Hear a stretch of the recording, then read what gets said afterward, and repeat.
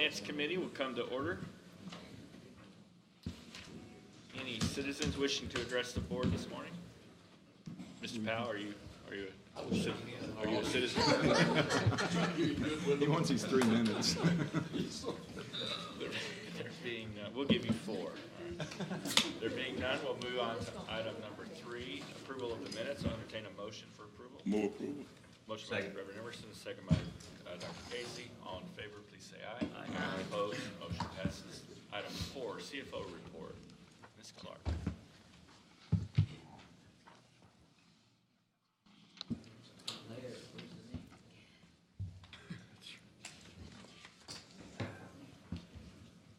Good morning. Good morning. Sure.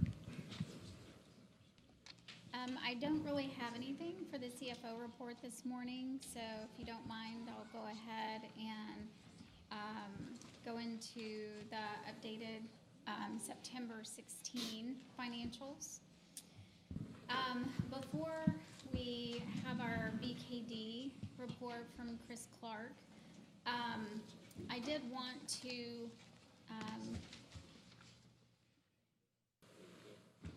go into, let's see, this is hard to see, but it is on your board portal. A few months back, we went over the preliminary September 16 numbers, and so as we completed our year, we did have one update to the numbers that we showed you a few months back. And as we worked very quickly to close the year end, we did have quite a few estimates, and one of the larger estimates that we had was related to the DSRIP. There are almost 30 projects that we have running at any given time. And there were also 3 open years, DY3, DY4, and DY5, which related to FY 14, 15, and 16, respectively. And the week of Christmas, as we have reported up the final numbers to the state, we were fortunate that we got the final reporting back from the state and the finalized numbers for DY3 and 4 and partially for DY5 the week of Thanksgiving while the audit was still in process. And some of those final numbers did change from those estimates. And we were able to go back in and reopen the year. And some of those estimates were high. So we were able to adjust that 1115 waiver number, and we decreased that number by $5.2 million. And you can see here that our final non-operating revenue, our income from operations was 22.138. That has been reported through the board last month, but I wanted to make sure that you realize that this was made as a client proposed entry during the audit. So when you see Chris Clark with BKD here, they are actually giving an opinion on the 22.138 million, which I'm calling the finalized number. Our net income then would be the 26.423 million. So we did meet our budget this year. And if you have any questions, I'll be glad to go into that. The biggest adjustment that we made, although just less than $1 million of that related to DY3, was the DY4 number. But We just adjusted our DSRIP receivable, and that's what that. Correct. It did go in and lower that receivable number that we had estimated. But again, I do feel fortunate of the timing, so we did not have to carry that forward into FY17. So, Behind us. correct. And still made And budget. it's- Yeah, and still may budget. And we did make Yeah, budget. still made budget after Correct. $5 million adjustment. Any questions for Sharon on that? Okay. All right. So I think we probably need to re-accept the finalized number. Okay. Y'all have heard the explanation. Move for the acceptance of the numbers as presented. Motion by Mr. Powell, Second. second by Reverend Emerson. Any further questions? All in favor, please say aye. Aye. Opposed? Motion passes. Thank you. All right, thank you. Going to move on to the audit now, or do you? Yes, audit. Item 4B, Chris Clark will join us. Christmas placed his razor, so we're taking up a collection to help him find his shaver. I told Steve I was growing into my wife made me shave it, which I'm probably not far off from It's that. maybe so. like 5 o'clock tonight. Right. Well, good morning, and thank you for having me here today to present the results of the 2016 audit. I'd first like to point out that we're delivering the results of the audit a month earlier than we have in years past, and so I'd like to commend your team in finance for that, for being ready for us when we got here and willing to move very quickly on the audit.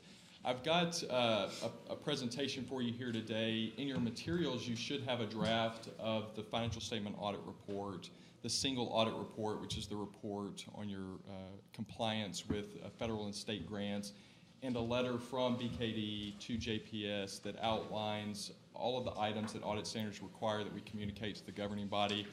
That letter is a detail of what I've summarized here on the slide, so I'm going to go through the slides today. Feel free to stop me if you have any questions along the way. So as I mentioned just a second ago, we've got the financial statement audit as well as the single audit report ready for you today. We are in draft form, and we have historically come to the Finance Committee in draft form to give you an opportunity to hear these results and accept the audit as presented. But we are complete with the audit procedures, and as soon as the Finance Committee has approved the report, we'll move forward with finalizing the report. A couple of things to point out on the single audit, because most of my slides here pertain to the actual financial statement audit. There were no question costs associated with the single audit, and we had no significant deficiencies or material weaknesses in internal control over compliance with federal and state grant requirements. So it's a clean single audit report. The next slide that we have here are the items that we're required to communicate to the Finance Committee. The first section that you see here relates to any significant accounting policies and practices and alternative accounting treatments. One process that we go through is evaluating how you account for transactions and your accounting policies and practices as compared to the industry, as compared to accounting standards, and as compared to how your peers would account for certain types of transactions. I'll report to you that we found no deviation from our expectations or from the industry in terms of how you account for transactions in your financial statements. The next item that we have on the list relates to financial statement disclosures. Part of our opinion is to opine on the accuracy of the disclosures that supplement the financial statements themselves and the completeness of those disclosures.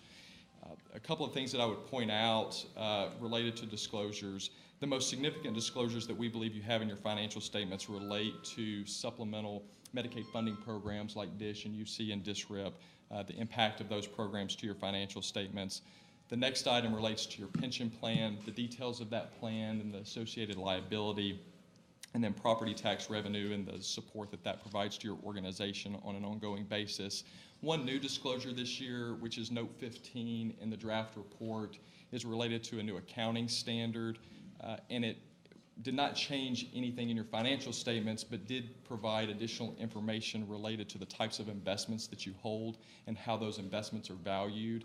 That new standard is very consistent with a similar standard in the FASB world that nonprofit and for-profit organizations have to include in their disclosures, but it did have no impact to the actual financial statements themselves. The next item that we have, which I've already mentioned, relates to accounting policies and practices. No matters are reportable there. And then the last item on this slide relates to audit adjustments. There were some items that changed in the financial statements, and Sharon alluded to those. The first item is related to the DSRIP receivable. We did adjust that down based on information that we got just a week or so ago from the state, which finalized the funding for DSRIP for the second reporting period for DY5, which included DY5 funding and some true-up for DY 3 and 4 as well. There was also a reclassification on the balance sheet related to your pension plan, which I'll get into in some subsequent slides, and then some other miscellaneous adjustments primarily related to the transfer of equity from JPS PG into the district as a result of that change.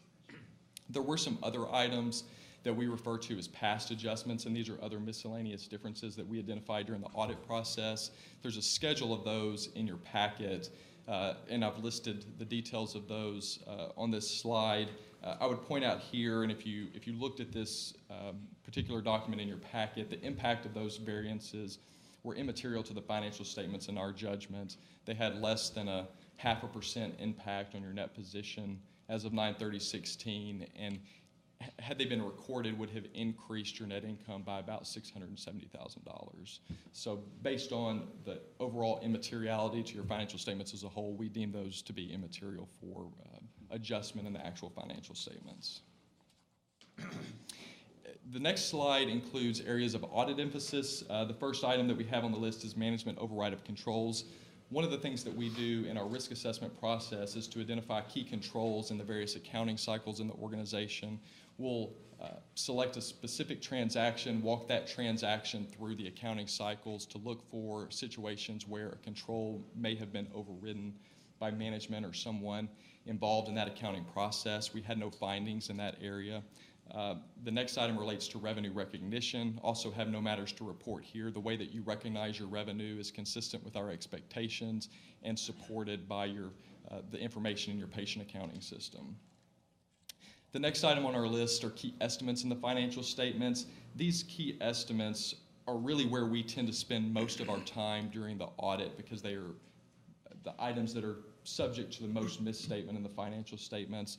These estimates that we've identified are consistent with what we've had in prior years and really consistent with hospitals and hospital districts in the state of Texas. They include patient accounts receivable, third-party payer settlements, which would be cost report-related settlements and settlements associated with the UC, DISH, and DSRIP programs, areas where you're self-insured, which includes employee health claims, workers' compensation claims, and professional and general liability risk, your property tax receivable, and your net pension liability. We had no findings in any of these areas outside of the change that was made to DSRIP, so we believe the values as reported in the financial statements are reasonable. I mentioned earlier about internal control-related matters. We had no significant deficiencies or material weaknesses that were identified in your internal control structure, and you'll notice in the letter that we included in your packet, there are no items written as it relates to internal controls. So those are the required communications. The remaining slides that I have include some summarized financial information as well as some key financial statement ratios that we'd like to share with the board. This first slide we included to give you a sense of the size of the entities that are included in some of the peer comparisons as they're compared to the district. So this will just give you a little bit of information about the size of those organizations that we've included in some of the peer ratios. This slide is a summarized balance sheet for a 5-year period. We've shown a similar slide in years past. We like to show 5 years to give you a sense of where the organization has been and where you are today. There are a few things that I wanted to point out here in terms of changes from 2015 to 2016.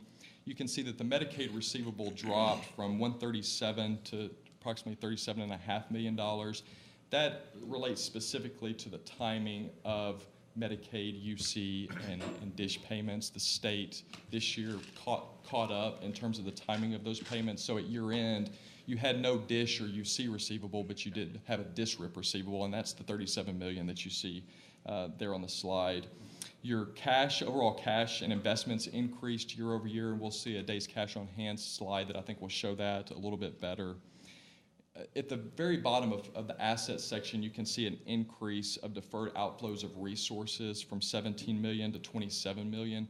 This relates specifically to your pension plan and the difference between expected earnings on your pension plan assets and actual earnings on your pension plan assets in 2015 or 2016. Any differences between expected earnings and actual earnings, while it will impact your liability, gets amortized into your pension expense over a 5-year period under GASB 68, which is the pension accounting standard for governmental entities. So that's why you see that increase there. That $27 million will be amortized through pension expense over the next 5 years. In the liability section of the balance sheet, you can see a pretty significant decrease in current liabilities. This relates specifically to the payable that was recorded in the prior year associated with IGTs that you make for the UC program. Because of the timing of those, you had a liability last year and you didn't have a liability this year. That was about $35 million in 2015. And then the other piece of that decrease is the timing of a pension plan contribution. In the prior year, you made that contribution just after year end. In the current year, you made that contribution before year end. So that's why you see that change. Chris, before you go on, Sure. If we go back up to deferred outflows of resources, Uh-huh. the pension issue, and I'm going to way oversimplify this. Okay. So it's listed under our assets. So Right. the fact that it went up from 2015 to 2016 is a healthy sign. It's no, it's not. Okay. It only right. So it only means that you're going to have more pension expense in subsequent years because rather than having and I'm going to simplify the numbers here, but let's say in 2016 the actuary estimated that you would earn $10 million on your pension assets and you earned zero. Rather than running that $10 million difference through pension expense in 1 year, it'll be $2.5 million over the course of 5 years. And so that asset will be reduced in each of the next 5 years, and the other side of that reduction will be to pension expense. So your pension expense will increase and your asset will Balance, decrease. Okay. You can see on the further down in the liabilities section, other liabilities increased from 12 million to 25 million. That's almost entirely your pension liability. Okay, and that's what. And that's the other side of Got it. it. So if had you earned what was expected to be earned, your pension liability would have effectively stayed the same, but because Got it. Okay, thanks for that. Sure. Overall, your pension your total assets have increased by about 20% from 2012 to 2016. That growth is also reflected in the total growth in your equity over that 5-year period. Your net position or equity increased from 670 million to 829, which is about a 25% increase over that 5-year period. So some real solid growth in the balance sheet and a strengthening of the balance sheet over that 5-year period. This slide that I referred to earlier is days cash on hand, another strong slide. I believe you can see at the end of 2016, you had approximately 240 days cash on hand. That's compared to a Moody's average of 229 and a Moody's AA3 rating average of 267. The green line that you see there is the average of the 4 or 5 largest hospital districts in the state of Texas, which includes, your number is included in that. You can see that the average is just under 150 days cash on hand. And because we included you in that average, it's higher. So if we pulled you out, the other districts would be even lower. So from a cash position, you can see how much stronger of a position this organization is in as compared to some of the other districts in the state. Net days in accounts receivable has stayed relatively steady, and you can see back in 2012 you were at approximately 74 days in patient accounts receivable. So this is how long on average it takes you to a fully adjudicated claim and get payment for that claim. You can see the decrease that occurred in 2014 when the Epic install occurred, and you have dropped in 2015 to approximately 48 days and stayed around that number, which is very consistent with the industry and less than the average for other districts in the state. Really? So from an efficiency perspective, you can make a strong argument that you've got an efficient revenue cycle here. We also look at this from a valuation perspective. So if we see a lot of swings in net days in AR, that would give us concern that your valuation of your patient AR is misstated. But I think here, this consistency that we see after the full implementation of Epic shows us you're in a good spot in terms of patient AR. Another encouraging slide is the funded status of your pension plan, and I wanted to show this because I think it's important for any organization that has a defined benefit pension plan. We all hear in the news pretty routinely about the impact of those pension plans to various municipalities.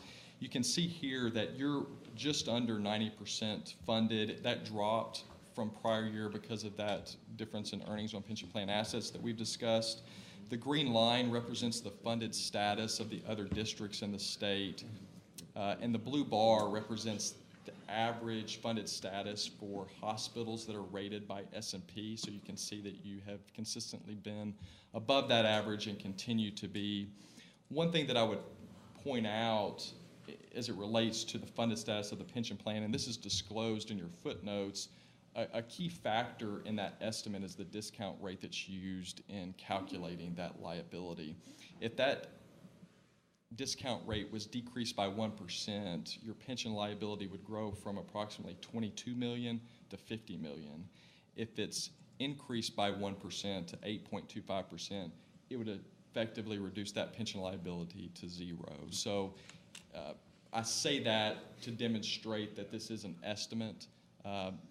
We challenge the assumptions used by the actuary in the estimate and believe that they're reasonable based on the information that we have today, but that disclosure is included intentionally to help the users of the financial statements understand the nature of that estimate.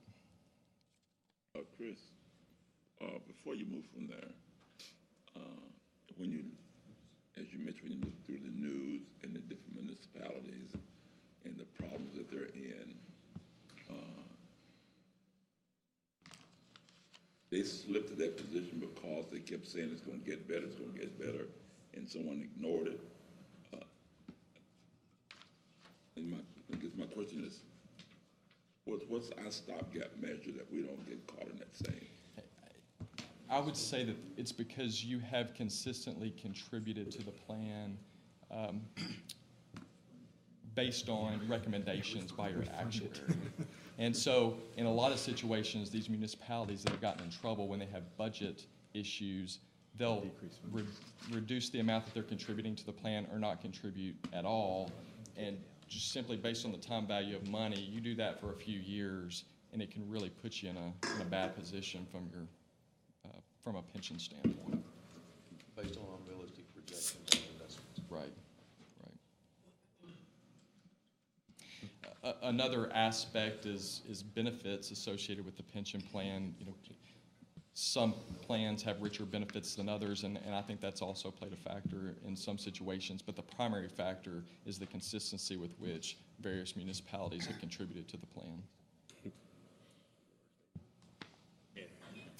That was as politically correct as I've ever heard an answer. That was fantastic. Well done. He could have said, we fund it. They don't. Exactly. But you did very well. There's a future for you in political office. He has other clients. This slide compares your unrestricted cash to your long-term debt, and we've included, and you can see obviously because you've not borrowed along the way to fund expansion of your plant here, your cash position as compared to your debt position is very favorable. The last column is a Moody's comparison and shows how much debt the average Moody's rated hospital would have if they had your same level of cash. And you can see that if you would equate this organization to the average Moody's rated hospital, you would have about $300 million of debt based on the amount of cash that you have. And that's because a lot of organizations have borrowed to keep more cash in the bank, whereas you've been focused on a more spend-as-you-go basis. This is a 5-year comparison of your income statement. You can see from an audit perspective, and this is consolidated, so it includes a claim in the foundation as well. Total operating loss of $313 million, offset by property taxes and other revenue, for a total excess of revenues over expenses of $18 million for 2016. If you look at the individual line items, some of the significant changes that you'll notice is an increase in your net patient revenue, which is about 10% year over year, a corresponding decrease in supplemental funding, primarily from DISH and UC, which will fluctuate from year to year based on the allocation of the pools. And in 2016, the UC pool decreased over the UC pool that was available in 2015.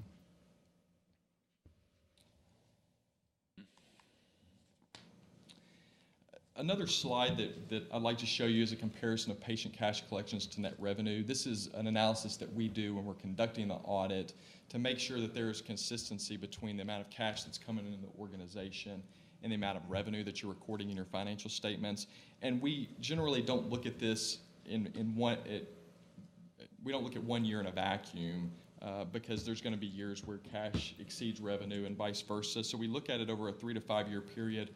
Over this 5-year period, JPS has collected 101% of the revenue that you've recorded in the financial statements. That gives us additional evidence that supports the revenue that you've recorded and the value of the patient accounts receivable that you've recorded. And we tend to see this vary from 98% to 102% or so.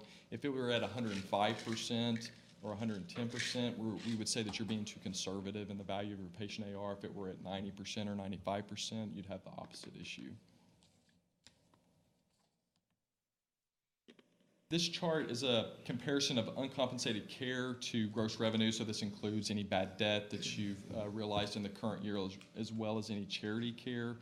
There was a drop in 2015 as compared to 2014, but it stayed relatively consistent in 2016, and the ratio of bad debt to charity has stayed relatively consistent, so no significant changes in this area. And the last slide that I have for you is an analysis of property tax revenue. The bar gives you a sense of the total dollars of property tax revenue that comes into this organization as compared to the other districts that you see there. And the percentage is the percentage of property tax revenue to total revenue, inclusive of patient revenue, supplemental funding revenue, and property tax revenue. It gives you a sense of how much support the property tax revenue provides to the organization as compared to total revenue. So about 35% in the current year, which is consistent with years past. It's hovered around 33 to 36%. The differences that you see in the other districts really relate primarily to payer mix, and you've got some districts where Baird in San Antonio is a good example where they've got more insured patients than you do here. On the flip side, down in Houston, they've got fewer insured patients than what you have here, so that's why you see those differences from a percentage and total dollar perspective. Those are all of my prepared remarks. I'd be happy to answer any additional questions that the board may have. Any questions for Chris? Wow, you left us speechless. Oh, great. That's the goal. Thank you. Thank you very much for Thank this. you. This is a great report, and I think it reflects really, really well on our management. And I want to commend our management team for doing such a great job and running such a tight ship. Thank you. Thank you. I thought you were going to say this points to the great leadership of the chair of the finance Well, committee. that's kind of obvious to everybody. I didn't want to state the obvious. but I'm just thank a you slip for of the pointing that out. tongue for a second there. I will entertain a motion to accept this audit. Motion by Dr. Casey, Second. second by Reverend Emerson. All in favor, please say aye. Aye. Opposed? Motion passes. Thank you, Chris. Appreciate it very much. Okay, Ms. Clark, I think you're back up on item C. Investment policy.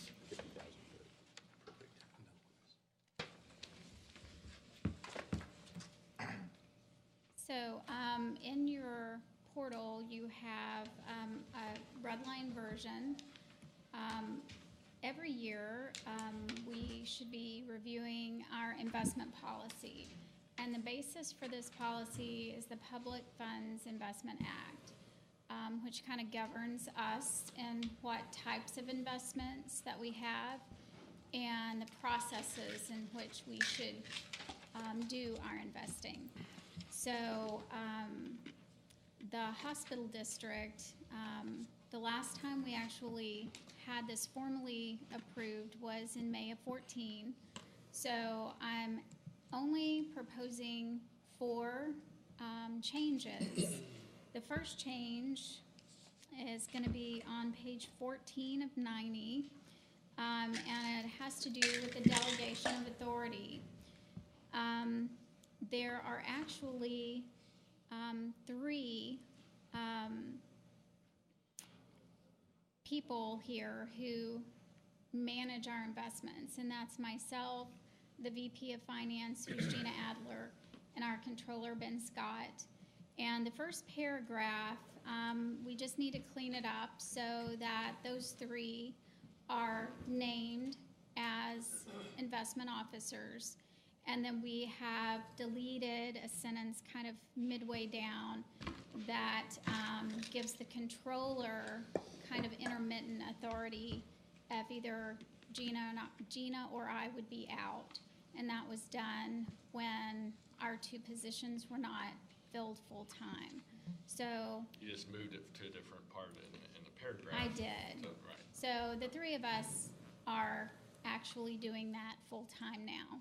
So that first paragraph cleans that up.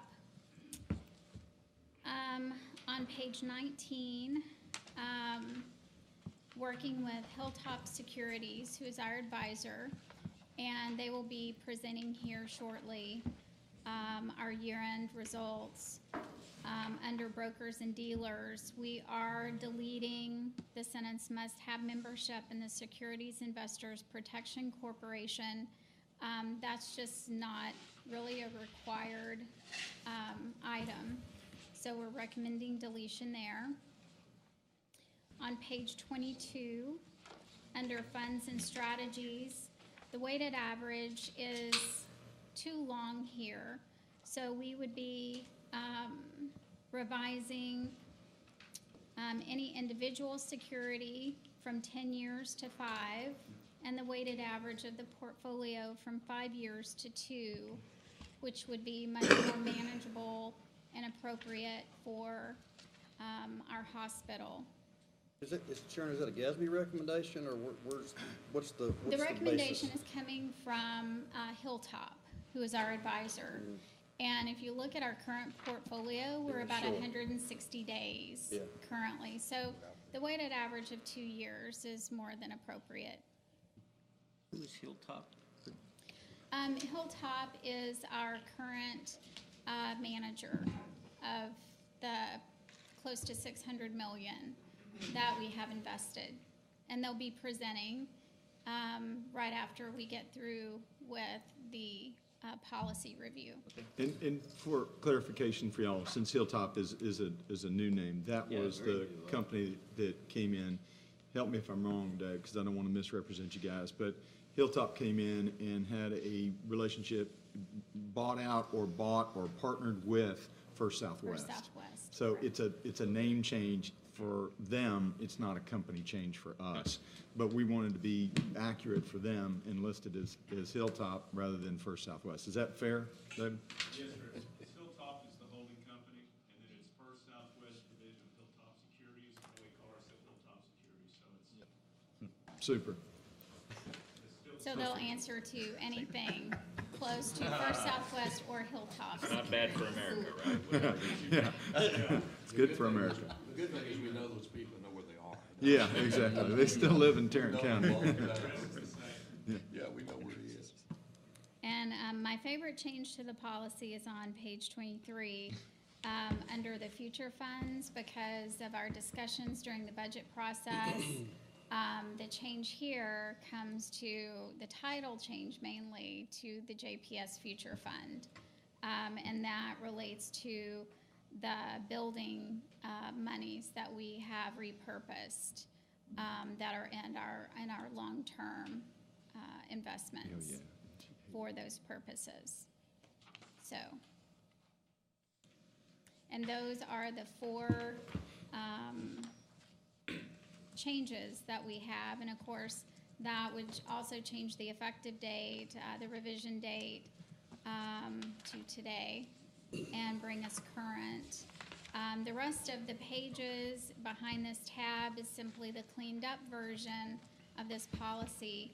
And I believe Neil has the language that he has passed out to you guys for the formal language of revision. I've given it print. I got it. Yeah, Trent's gonna read the motion. Does You ready? anybody have any Yes. questions Oh, about yeah, any I'm of sorry, yeah, any the questions for proposed Sharon on them? changes? Hopefully, they're pretty straightforward. Yeah.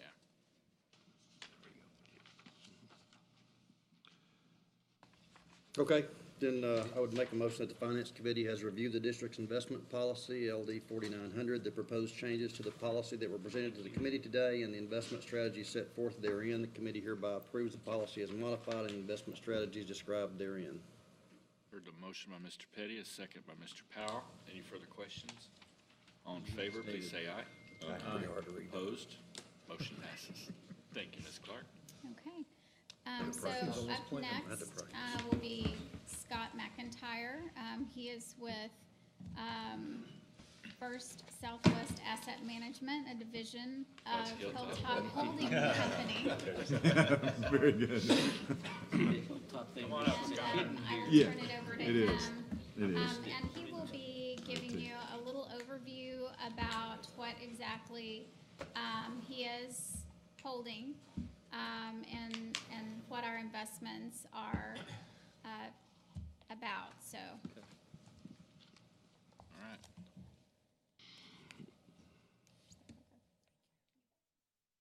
Welcome, Scott. Well, thank you very much. I've met some of you. I've had the pleasure of meeting everyone, but it's good to meet you now. And I'm not going to belittle the point of who we are. I think we've gone through that enough. But I am Scott McIntyre. I'm the Senior Portfolio Manager. I've been with this company for almost 19 years. I worked with the Treasury, State Treasury before that, and I've been actually doing this for a long, long time. I just kind of wanted to give you a basic reintroduction. We've been in this position now for just about a year. I haven't had a chance to get in front of you guys prior to this time, but we are always available, given your time considerations. And we are in charge at this point of being the investment advisor or money manager, depending on your point of view, over about $580 million. That was what you had as of the end of the year, or as of the quarter ending September 30th. And the policy that Sharon had just talked about is what guides us, and that policy is actually dictated to a large degree by the Public Funds Investment Act. So it's a very conservative approach, both as far as the state is concerned, and then a little more conservative as far as your policy is concerned. And then generally speaking, First Southwest Asset Management is really conservative in how we manage money. The last thing we want to do is be on the front page of the newspaper for any type of problem. And the asset allocation, I'm going to show you guys in just a little bit here. We'll sort of reiterate those points about the conservativeness. So with that, why don't we go into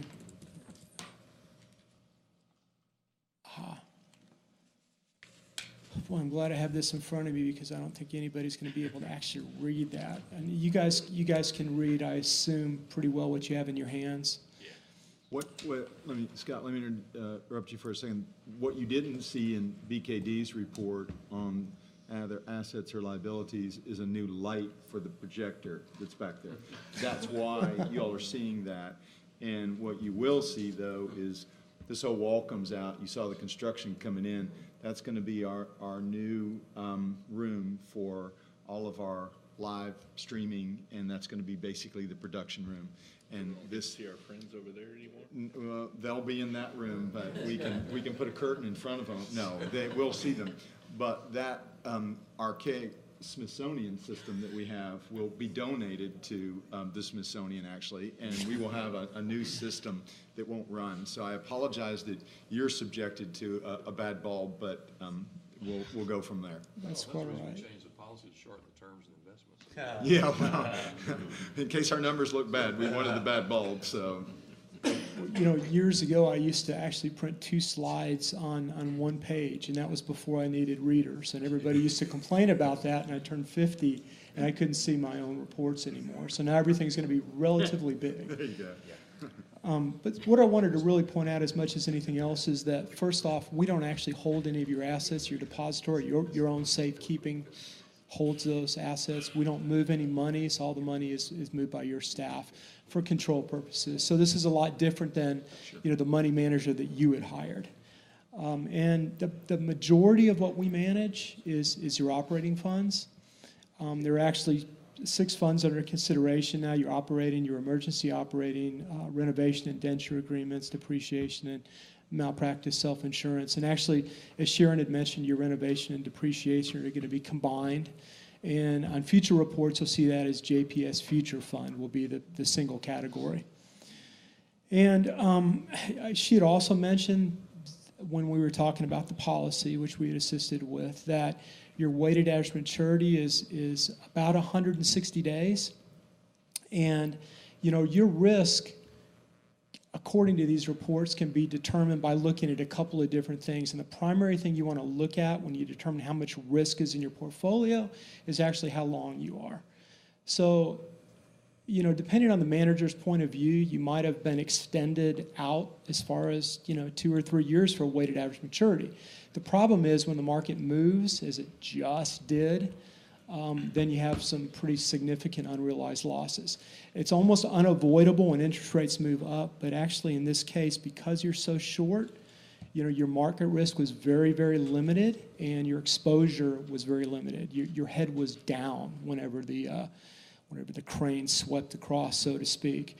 Your portfolio is very well positioned right now. You've got a lot of maturities that are coming up in all of your funds that are subsequently going to be able to be reinvested back into higher yielding assets. And, you know, one of the things that I really want to point out is that every basis point, and a basis point is 1/100th of 1%, but every basis point when you have $580 million makes a big, big difference. So 1 basis point in 1 year is $58,000. So, you know, if you can add 10 basis points, which is 1/10 of 1%, you know, you're looking at $580,000 additional. And that swings both ways. If the money isn't there to reinvest when the market moves, you know, you're stuck with it. So, Scott, thank you, because I want to ask a question about that. If we look at 5-year Treasury yields today, I mean, there's like 50 basis points difference in a 5-year and 10-year maturity. We are a cash-heavy organization, and we always have been. We are not burdened with unreasonable debt. And so our demand for liquidity, especially in our operating funds, is not as high as some organizations that live closer to the edge than we live. And the reason I asked the question earlier was the move from 10 to 5.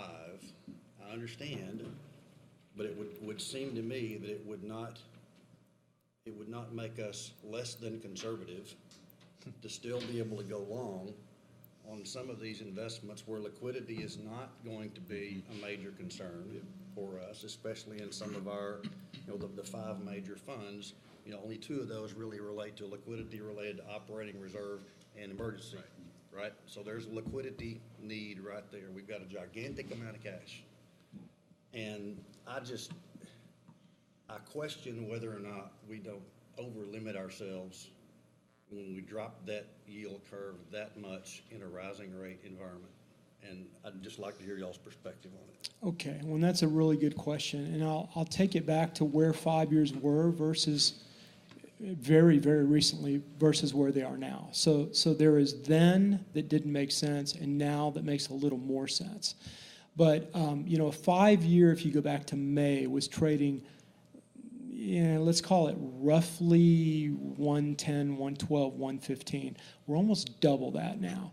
So you can buy what we refer to as a 5 year bullet agency. So there's no call attached to it. Maybe 210.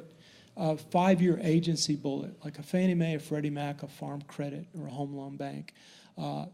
Obligation that does not have an embedded call. So it's just a straight 5 year, referred to as a bullet, because it doesn't get called.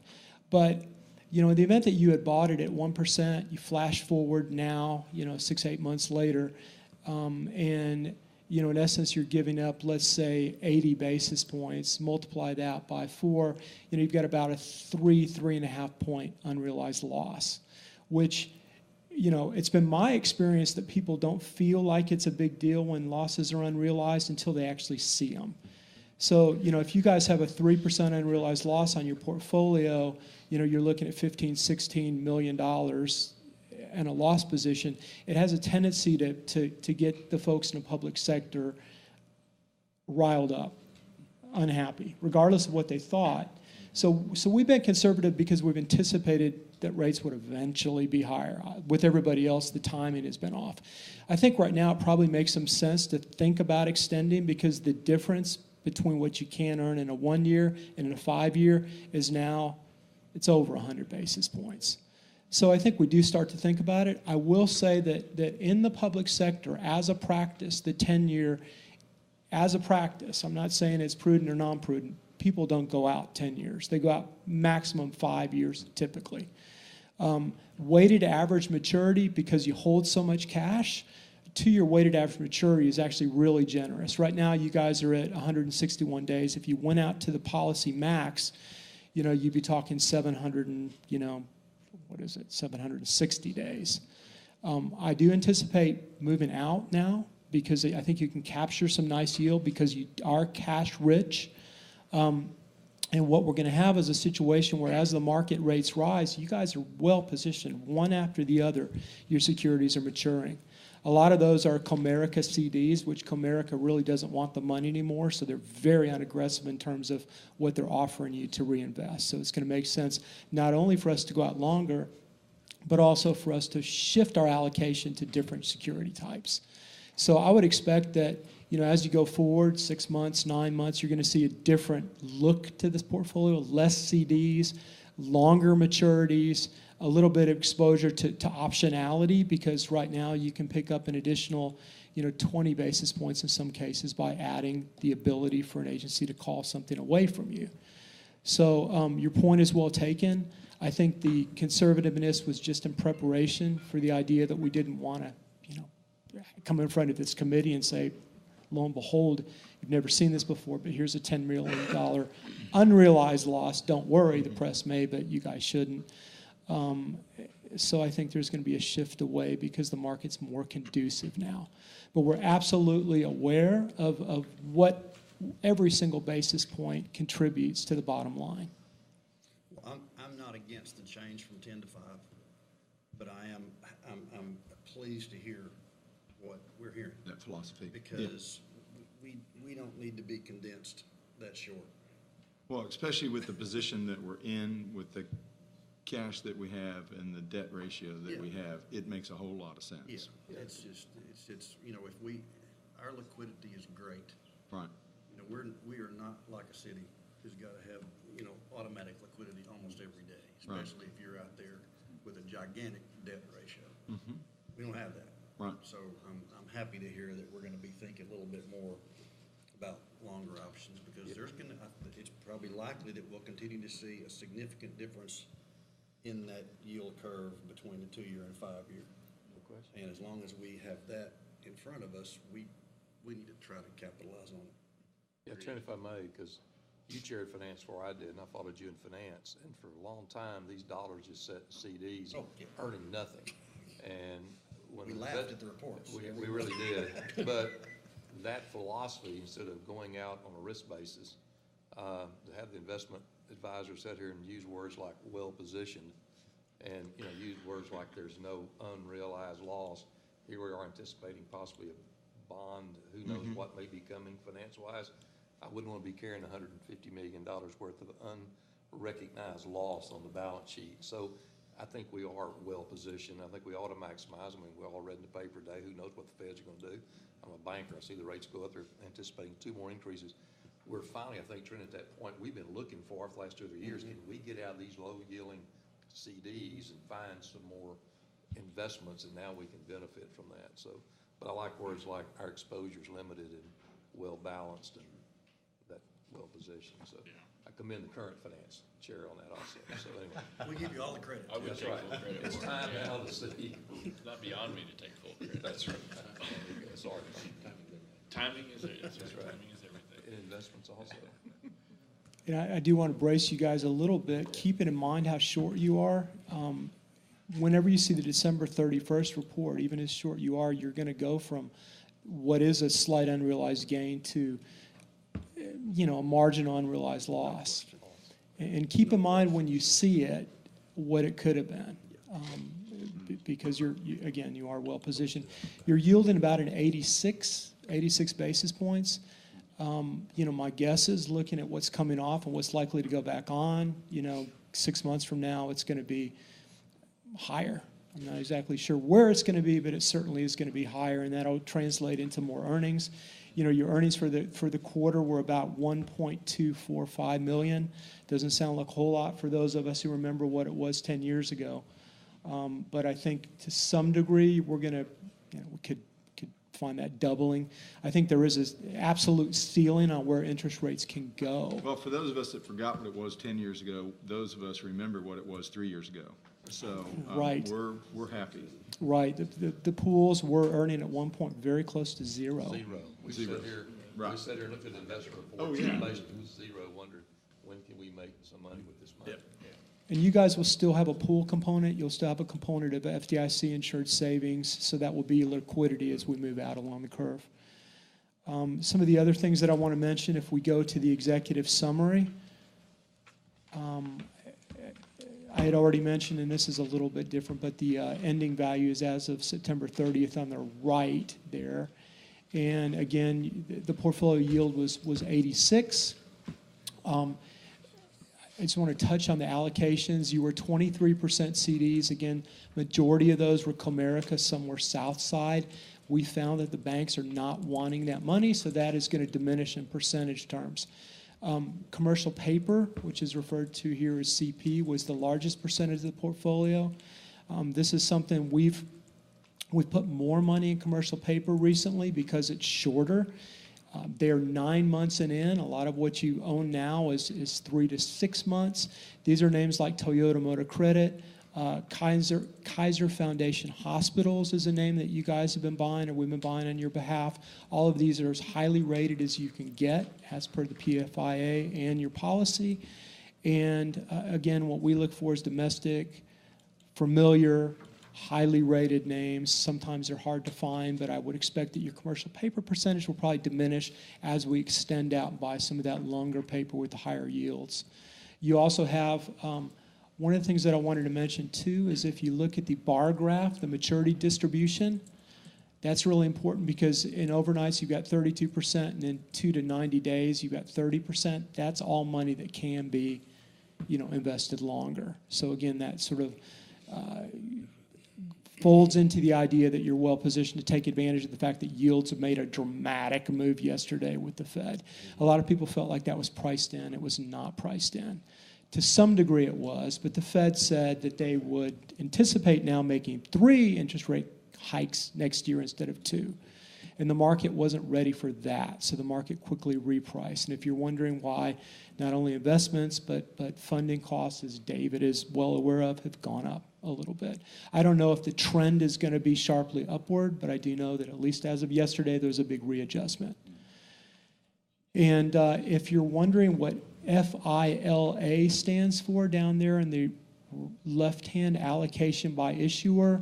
That is federally insured liquidity accounts, and it basically is FDIC insured savings accounts that are earning a pretty substantial yield over and above some of the other things. So, you know, I think that the thing that I want to leave you with is that as money managers, there are going to be times when CDs make sense. There are going to be times when commercial paper makes sense. There are going to be times when it makes sense to extend and to draw back. And, you know, I think that you guys are going to see some changes going forward. I'm not sure what they're going to be, but I think that the yields are going to be higher and your earnings are going to be higher. And the bottom line is that you're going to continue to be safe. We're not taking any chances with your portfolio. That's not the business we're in. And if anybody has any additional questions, I'd be happy to answer them. Questions for Scott? Great. David, I don't think you needed to be here. Scott did a really good job. Yeah. So I don't know what your purpose was, but Scott did not. Yeah. Which company was named. Exactly. Yeah. David is my boss. He's spying on me is what I he's doing. understand. That's why I said what I said, because I know he's your boss. Scott, we've known him 20-something years. If you have any issues, call us. Well, thank you all very much. I appreciate Thank you it. very much. That was great. I would, Mr. Chairman, if I could, you were kind to thank management, but on behalf of management, and I want to thank the board for, Trent Petty said it well one day when he said the margins at JPS are always razor thin. And a lot of what we do here with our money is based on a third party that we have very little control over at times. You can have a stroke of a federal pen or a change in state policy, and it can affect JPS by $10, $15 million overnight that you as a board and that we as management had absolutely nothing to do with. And that's a political avalanche that is virtually impossible, because people say, well, why didn't you go to Austin and change this, or why didn't you get Washington? You can't oftentimes do that when you're in the public sector and you have to deal with those legislative strokes of pens. And so it is difficult, but I will say that this board needs to take solace and understand what we've done. When you look at institutions that we have high regard for, such as MD Anderson and others, MD Anderson has reported $102 million operating loss in the first 2 months of fiscal 2017. So you've got organizations that are wonderful, doing great things for people and making lives different, that find themselves in significantly financial different situations than we do. Even our colleagues 30 miles to the east of us are having tough times at Parkland. So I want to thank you as a board for the nature by which you allow us to do things and the guidance that you've given us, because this organization is not in the situation that some are in, and we're grateful for it. To that end, that's a great question for another, great segue for another question. I'm seeing now that for every dollar we spend that would be toward a Medicaid expansion, we pull down $1.29. Yep. And what's the current tone of the legislature as it relates to that obvious, over-obvious, delusional circumstance that we're in down there today? I wish politically correct, and I don't care. I understand. Your politically incorrect question, I'm trying to offset with a politically correct answer. Don't you forget that, just say it. I think the challenge is you still have a legislative body that is still in the mode that it has been, and I think it will continue to be. I don't see their attitude changing on Medicaid expansion, and in fact, if you look at the top 12 issues of the Lieutenant Governor, healthcare didn't even make the top 12. Yeah, it's not even on there. No level of it. In fact, they came out with the top 10 issues and they amended it to add more, and healthcare is still not in it. All due respect, they haven't seen some of the things that hospitals and health networks are facing in that world, where you sort of get out of the political realm and get into the patient realm. That's where cup and lip seem to miss. And I realize. Do you think they're going to show that as an unrealized loss on the annual state audit? Because they should. Yes, sir. Yes, sir. I feel obligated to simply point out that there are people in other states that have expanded and found the results to be not as clear-cut as what might be considered by people in this room. $1.29 versus $1 is real money. If there are liabilities down the road, or if you're relying on a government income stream that is not reliable, or where you know things are going to change in a dramatic way, you may not want to make a long-term decision like this that just assumes that's the way it's always going to be, and it's just not that open and shut to a lot of people. Well, we will, both in Washington and in Austin, try really hard to continue to communicate. I know JPS is not in a bad position, and I appreciate Lieutenant Governor and Speaker, and we'll work with them in any way possible. But I think we got to make our statement known, because we deal with patients on a daily basis, and these aren't political questions for us; they're patient questions. I will say along those lines that I brought it, I was kind of looking at last weekend, the Dallas Morning News talked about hospitals and where they were on their revenue. They mentioned parking and all that. They actually noted JPS. So when our friends over in Dallas, at the Dallas Morning News, are talking about our revenue is looking right and our numbers are looking right, I thought it was great that we got compared with their quote Dallas County hospitals. Right. I know that we're not taking anything for granted and not trying to be spendthrift, but the numbers does look good, and as we look at how things are going or moving, I think for the immediate future, it looks favorable. So the heartburn I think that some had, or concern they had about our finances as it relates to new construction, they can chew some gum, because it's not as bad as they think it is. And I think that's a plus for us at this point. Mr. Chairman, you need a motion. Mr. Chairman, you need a motion to accept this. Sir, we need a motion to. I move for approval of investment policies presented. Accept the report, yes. Accept the report. We have a motion. Second by Dr. Casey. All in favor of the motion, please say aye. Opposed? Motion passes. Thank you, Scott. Thank you, David. Thank you all very much. Merry Christmas, guys. Okay. Ms. Clark, I think you're back up for item D. No, I'm sorry, item E.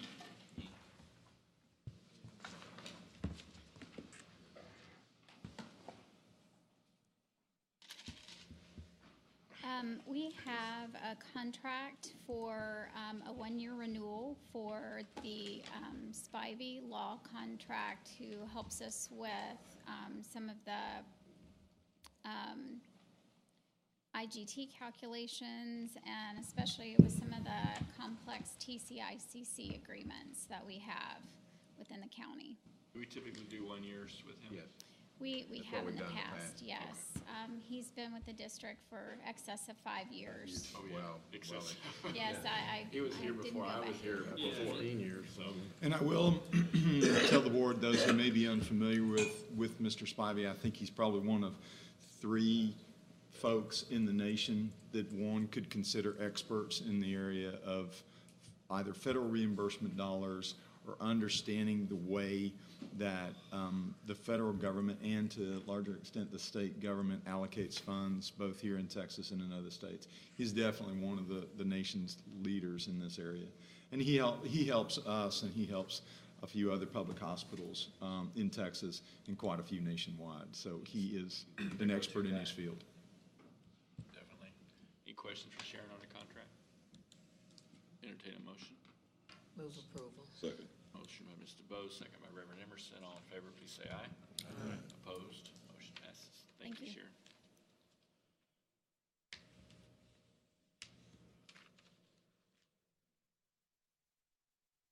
Joe and Jean. Joe and Jean. Good morning. Joe and Gina. Gina, yes, Gina, 2 N's, 2 A's. We're here to present to you a contract with a new vendor for our supplies. I brought Joe Velasquez, who's our Director of Supply Chain, to answer any questions that you might have about this new contract and new vendor. This is for medical supplies for our gloves And it is a new vendor. We did do an RFP and did a competitive bid and got a savings from what we had budgeted of about $150,000 a year for a 5-year contract. And we'd like to present that to you for consideration and ask if you have any questions. You're just making me feel good this morning. Sounds like Kathleen's back up here. Yeah, I know. exactly. Kathleen's role today. That's a whole lot of gloves. Yeah, that is a whole Just a lot of few. gloves. That's great savings too. That's phenomenal. It's like 750,000 or so over Over 5 years, yes, sir. 5 years. Any questions for Joe and Gina? I have one.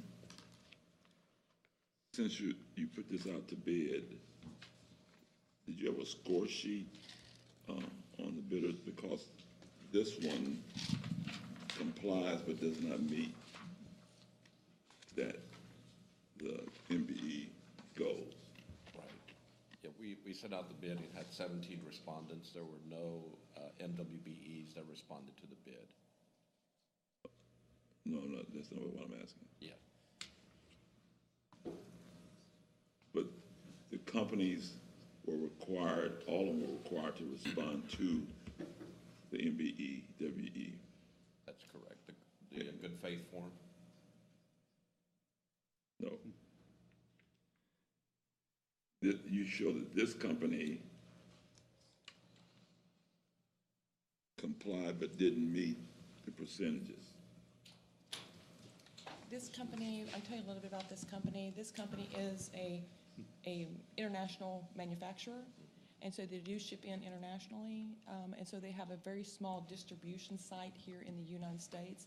So that was one thing that precluded them from being in the MWEB type of arrangement, but all of the vendors who did respond to the bidding, as I understand it, responded with the MWEB, but this was the one that had the greatest savings for JPS in their arrangement.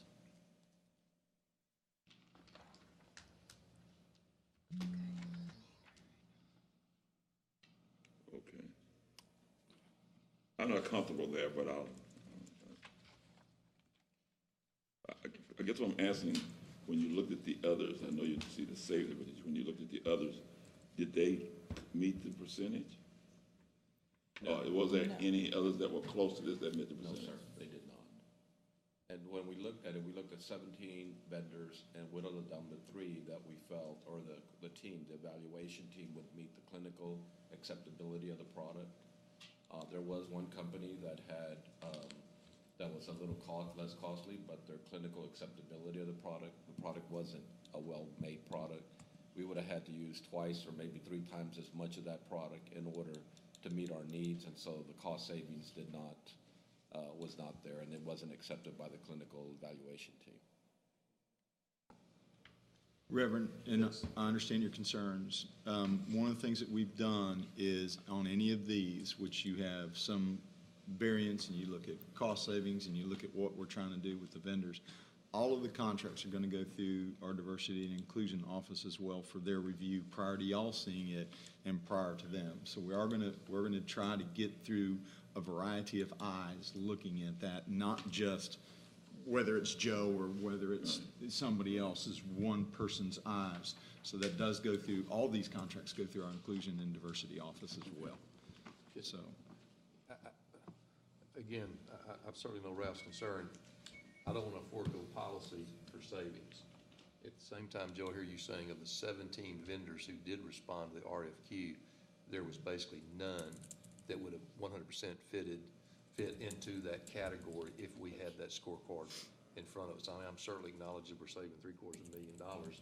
It's been indicated, but none of those 17 vendors. No, sir. Most of the gloves that you'll see are made in Malaysia, either Right. Chinese gloves or they're made in Malaysia. So there's no manufacturers here in the United States that manufacture the gloves. Now, Right. what we try to do is look at second-tier spend and look and see whether we can distribute those gloves through a MWBE-approved Right. distributor, if possible. And there being none based upon quality and cost, that's why you're recommending That's this correct. particular vendor. Yes, sir. Thank I you. have a question. Yes, sir. I need to understand exactly what you said about these requests. You said that they would go to the Office of Diversity first, and they would weed out anything that didn't meet it? What goes through diversity and inclusion is that very debate, and it goes through that process. And Scott, you may, I know that Nydia just left. It goes through the process of review from those to make sure that they're giving them counsel, and it's not just, again, Joe, I'm not holding you out in any regard. It's not Joe just looking at it and saying, I've worked with this company before. So they will see it at about the same time? Yes, sir. Okay. Yes, sir. Okay. Yeah, and just to add is that the review process has to be at the front end of the total RFP process to make sure that any MWBEs are included that have the capability to meet the need of JPS on the front end, not the back end, not the middle, but to make sure that the front end, we're doing that outreach effort to make sure that we're including them in the process. But can we expect to see more of this as we buy more stuff from Asia and Europe? When you're doing more overseas and then in the United States, when it gets here? It will all depend on the commodity that you are purchasing and the availability of MWBEs within that commodity scope. So when they say we do utilize distribution organizations that meet the criteria, what are they saying? What is that supposed to tell me? What that tells you is that they did have a contract with the federal government for the Bureau of Indian Affairs that they do in New Mexico. And so that's what they're alluding to, is that they do have federal contracts and they do utilize a distributor to distribute their product in order to meet the needs of the federal government. Yeah, that's, okay, all right, okay. And that's where I get back to is that moving forward, we'll start looking at those opportunities that if they have distributorships that they could possibly be in the area or in the United States that we can do, utilize an MWBE, then that's what we'll look at. And we'll impress upon them our efforts, and that's what we typically do, is impress upon them that our efforts here is to expand our MWBE participation. Just trying to make sure that America is great again. Well, What you look at, she's just trying to make sure America looks great again. second. Not to belabor this, but I probably need to sit down and talk to Nydia and Scott again on this because if you go back to, I guess I missed it, but if you go back and look at the company originated or the product is made overseas, and you said Malaysia. I believe it's Thailand and then Australia. Asia and So if we dismiss that, then actually the company is an MBE company.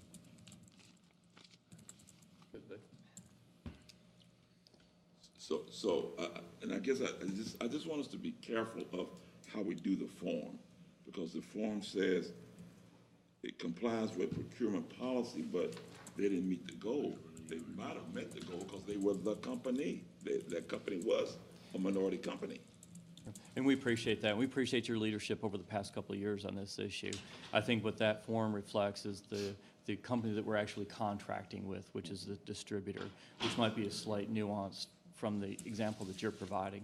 We'll be glad to talk to you about that in any of these contracts. And once again, thanks to your leadership, now the Diversity Office, as you know, reviews the complete finance agenda and the diversity statements prior to being put on the agenda to make sure that we're comfortable with, number one, our efforts to make sure that we're seeking out diverse suppliers, but also the good faith responses from whoever we're contracting with. And we appreciate that. Yeah, and I know it requires more paperwork, but I think one of the pluses for at planning was when,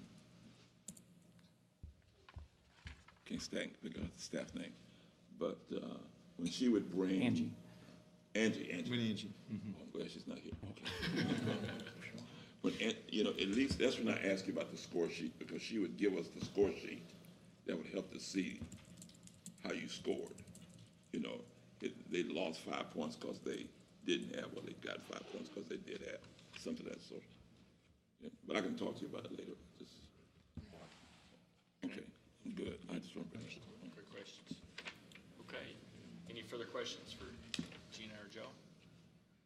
entertain a motion to, Move approval.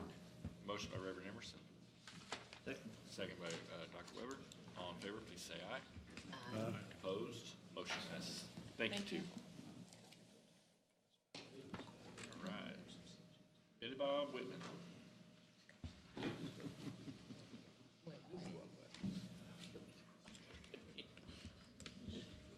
Your name is William Robert. Am I correct in that? No, it's not. It's Robert William? It is. Can I still call you Billy Bob? I answer to most anything. Good morning. Good morning. Okay. We have two agreements for your consideration and approval. The first is an amendment to the Radiology Associates of North Texas agreement that we currently have in place and have had for a number of years.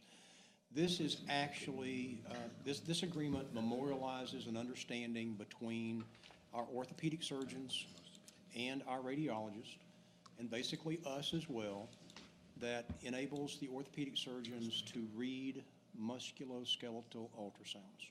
And there will not be an overread by Radiology Associates. There's a few procedures that are in that non-exclusive group for reads, and we would recommend that this be one of those. So it amend the current agreement. Make sense? Simple amendment, no budget impact, correct? No budget impact, none. Okay, heard the explanation. Any questions for Mr. Whitman? Move approval. Motion by Reverend Emerson, Second. second by Dr. Casey. All in favor, please say aye. Aye. All opposed? Motion passes. Thank you, sir. The next agreement for your consideration is the longstanding relationship that we have with Baylor University Medical Center in Dallas for the surgical residents that are trained in Dallas and JPS as part of that sponsoring organization's residency program. So there's really no change except a small amount of dollars, $12,000 a year. It's a 5-year agreement beginning June of 16. Everything else is pretty much the same as we've had in the past. So it's at a budgeted cost of $1,152,000, and the previous cost was $1,134,000. Would ask your consideration and approval of that continuing relationship. So moved. Motion by Dr. Casey, Second. second by Mr. Bose. Any questions for Robert William? All in favor, please say aye. Aye. Opposed? Motion Thanks, sir. passes. Thank Appreciate you. it. You know, the cool thing is you notice that no matter what you say, Unfazed. he is unfazed by anything. There's a reason for that. Years.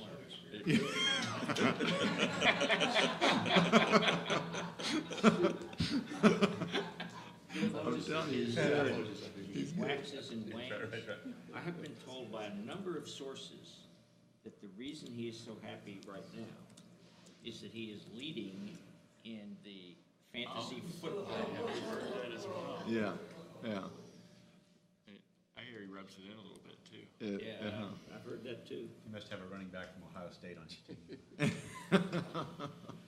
Mr. Rule, item I. Thank you. Thank you. The first item I'll discuss is the Dr. Marion Brooks Public Health Building. As you know, that's the building on the corner of Rosedale and Main. JPS owns the building, but Public Health occupies the building and has, I believe, since its original construction about 13 years ago. This agreement simply memorializes the obligations, interests of the various parties as they exist today. We just haven't had a written agreement to demonstrate that. And it demonstrates the collaboration we have with the Public Health Department for the health and wellness of the community. Wow. Move approval. Pretty awesome. I'll ask for approval at this time. Any questions for Scott? Move approval. We have a motion by Reverend Emerson, second by Mr. Powell. All in favor, please say aye. Aye. Opposed? Motion passes. Thank you. Item J. Great. Item J is seeking approval of an extension of the sublease that we have with MHMR for our clinic over off of Lancaster, the homeless clinic.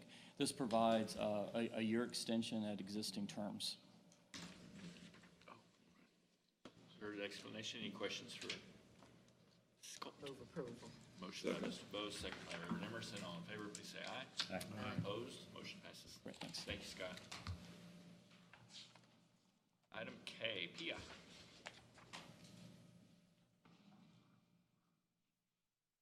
Welcome. Good morning. Good morning. Good morning. just for clarity's sake, not to bring her name up all the time, but, you know, this is Pia Walker, and Pia is our interim Vice President of Human Resources, and she's doing a wonderful job. I also want to make note that it is -4 degrees in New Jersey right now, where Nikki is. She is freezing cold. Snow is coming in. There's ice all over her car. Well, you're in trouble. And she lives in New Jersey, so we have Pia. Let's send her a snow shovel for Christmas. Thank you very much. Gonna eat her. Good morning, everyone, and Good thank morning. you all for allowing for me the time this morning to present to you the Symphony Talent HODUS contract.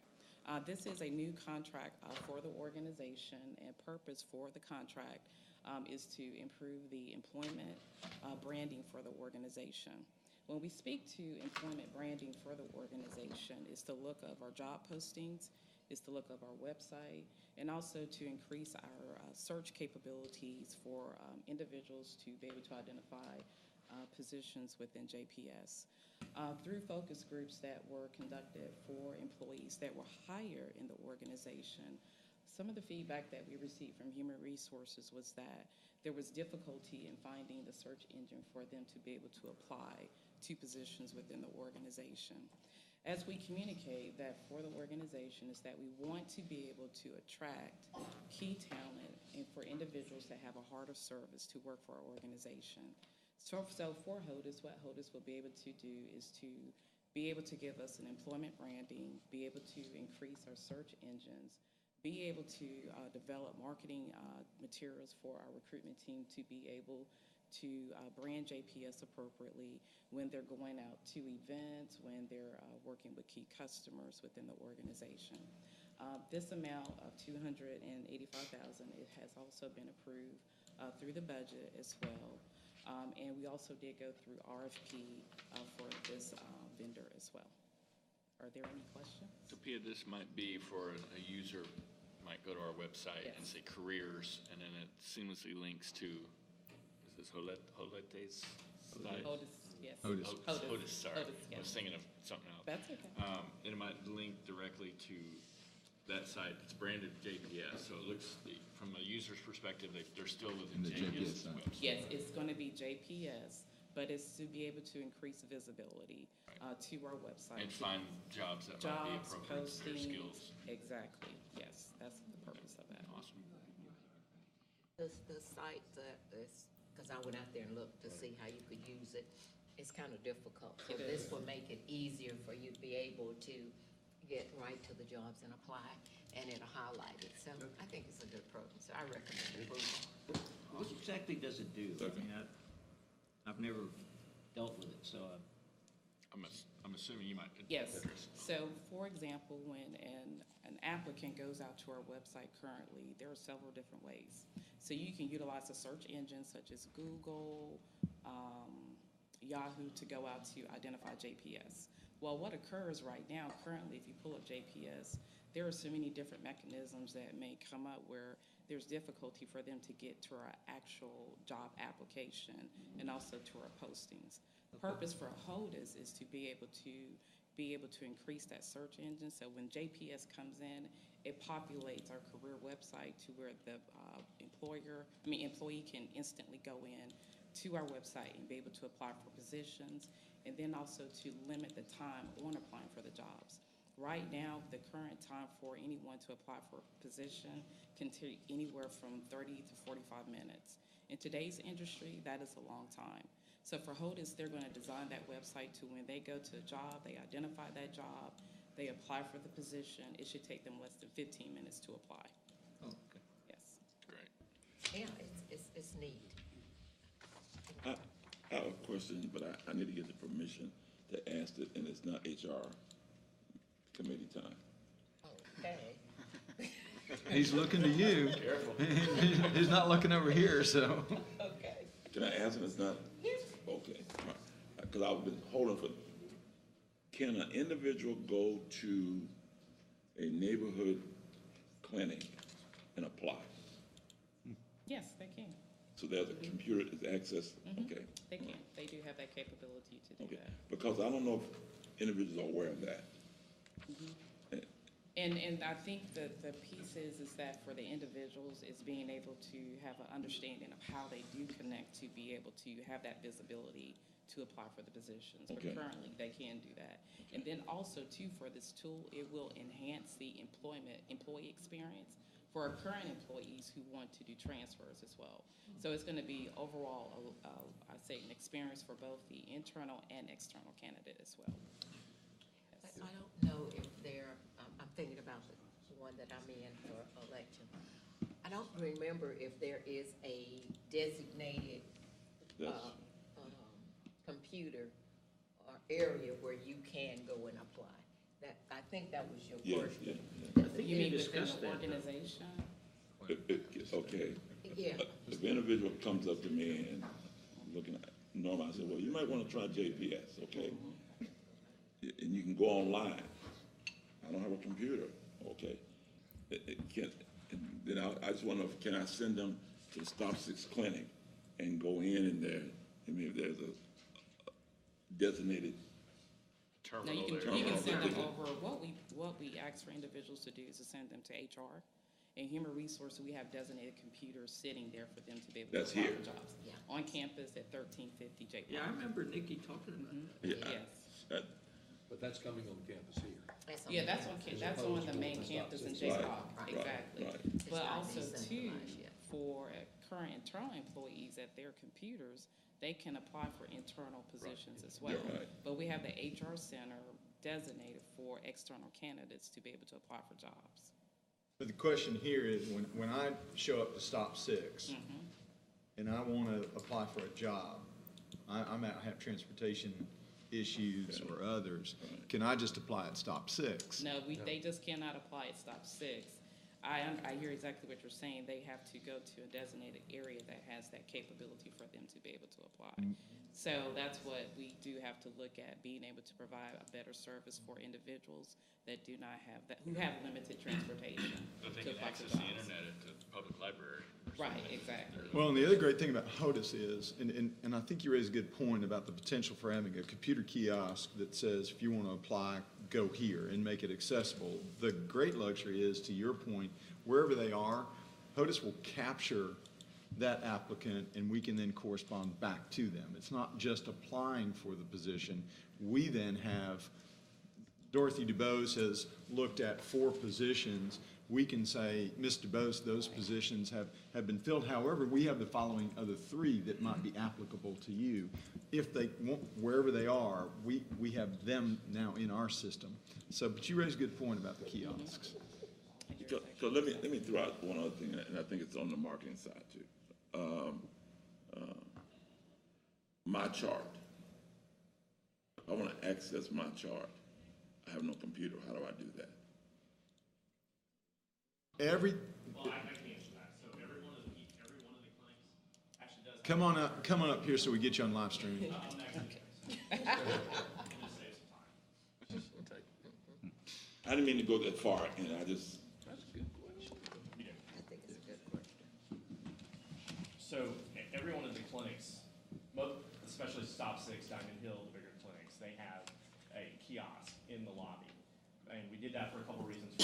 One, to get more people signed up. And if you look at our percentages of the population with MyChart, we have a higher percentage of Epic customers than almost anybody out there. It's because we put that out there. They can also get to that kiosk to look at their lab results and so on and so forth, so they can access their data from that kiosk. What we have not done is turn that kiosk into like an HR center, like what you would see at Walmart or some of the other retailers. And we did that purposely because we wanted that to be medical use. Okay. And there's certain things that we have to do on that kiosk to lock it down from a security perspective. Okay. Because when we're behind locked door, we know those PCs are secure, but in a lobby where someone can just get to it, there's a lot of things we have to do, so we had to lock it down just to MyChart, and we'll keep it that way. Okay. Okay. Oh, yeah, but and MyChart is also acceptable by mobile phone as well. Oh, Yeah, okay. so I have the MyChart app that I can look up all my results as well. Good questions. Good deal. Entertain a motion for Ms. Walker's presentation. Motion by Reverend Emerson, second by Ms. DeBose. All in favor, please say aye. Aye. Opposed? Motion passes. Thank you. Let the record show your first presentation was passed. Yes, we didn't even haze you. Speaking of hazing, Yeah. Mr. Mendenhall. Thank you very much for that. No, that was done during Sweets and Treats yesterday. I was hazed pretty well by our CEO. Item L. Yes, thank you. We had that on live streaming. What did you say? Nothing at all, nothing at all. One comment I will make about the new projector that's going to be here, it's not really going to be a projector, but a video wall that's up there since we spoke about it just a few minutes ago. 7-point font is still 7-point font. So whether or not we have a great bulb or a great video image there, the amount of data that was on there was still, I still don't know. I just don't want you guys thinking that we're going to blow this up to 400 inches and wow, it's 7-point font is still 7-point No, font. but for all you bulb defenders, that bulb back It's there was horrible. built by Edison. It was. Okay, It was. not when he died, but while he was living, so.